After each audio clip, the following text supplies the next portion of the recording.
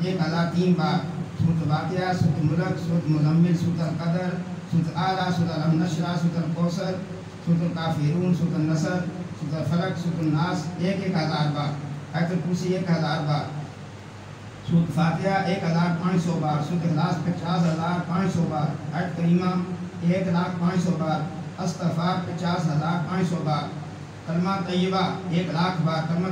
तमजीद 1,00,000 बार, या अल्लाह हो, या रहमान हो, या रहीम हो, या हय्यु या क़य्यूम 1,00,000 बार, सुब्हानल्लाह व बिहम्दिही सुब्हानल्लाहिल अज़ीम 1,00,000 बार, दुरूद हज़ारा 6,000 बार, दुरूद गौसिया, दुरूद फ़िज़री, दुरूद निअमत उज़्मा, दुरूद इमाम बशीर 3,000 बार,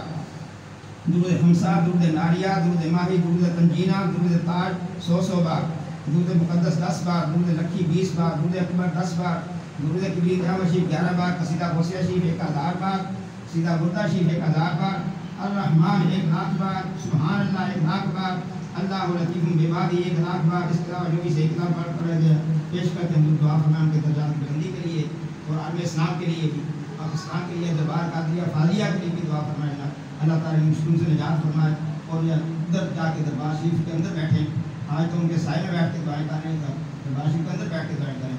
आमीन आमीन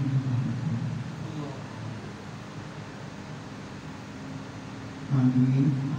आमीन।